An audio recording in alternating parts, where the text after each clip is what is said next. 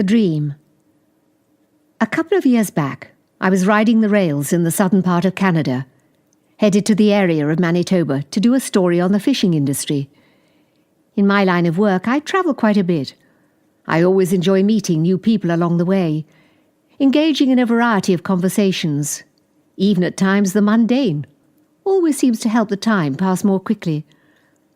On this particular day, I had the good fortune of sharing my journey with a jovial Irishman, and the story he told so influenced my life, I knew I would never again be completely the same. As the train pulled away from the station, I found myself sitting across from this big, burly, grandfatherly type, who reminded me of Santa, minus the red suit. His greying hair was a bit long, but neatly trimmed with a matching beard that extended past his portly belly.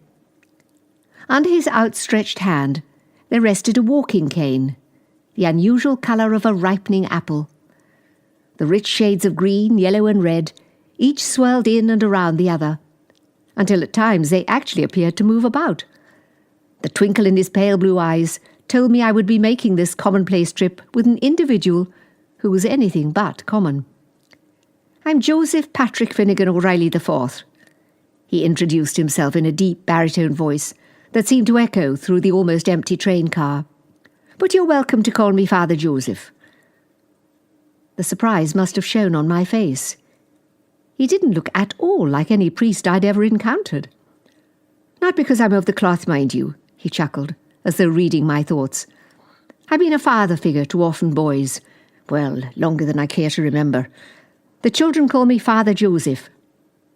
"I see," I replied, nodding my head in understanding. "That's a wonderful thing to do with your life. I'm Doug Simpson, by the way." I extended my hand.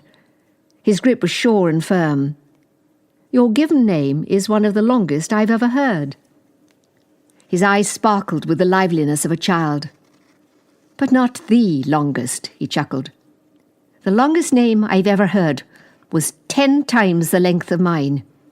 I heard it for the first time some years ago from a young storyteller who came to live at the orphanage." He sat back in his seat, appearing to reflect on the past. "You know, hundreds of children have come and gone in my life, but none have made such a profound and lasting effect as this one particular young boy. He had an imagination as deep as the sea and as vast as the stars in the sky. He was a kindly boy. His heart held unconditional love for everyone he met. That love flowed from his soul into yours. You could feel it. We nicknamed him Little John. Never knew his real name. He was just 3 years old when he came. He was left on the front steps of the orphanage. No note, no explanation. I don't think the boy knew what had happened." He lightly shook his head. In his eyes I could see a touch of sadness. As he grew, Little John was the one the other boys looked up to. He was full of mystery and fantasy, an optimist to the 10th power, who gave the others hope when they were down, positive thoughts when they were sad, and the faith and strength to never stop believing in themselves, no matter what the odds. Despite working with the children and telling the standard fairy tales at bedtime, I was never one to believe in myths or fables or enchanted places and things.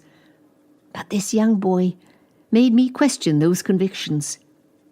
He taught me the most important lesson in life, to believe in the magic of my dreams. If you like, I'd be willing to share his story with you." "Yes, please," I responded, completely captivated by the idea he had put before me. Leaning forward, I took a notepad and pen from the side pocket of my bag. "I'm a writer," I explained. "Do you mind if I take some notes?" He nodded his approval. For years I've told this story to every boy that's come through the doors of the Lost Hills Orphanage.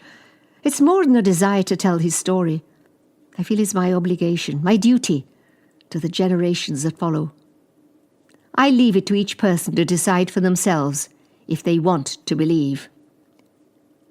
He sat back, gazing absently out the dirt-smudged window of the train car, as though allowing the memories in his mind to rewind back to the beginning.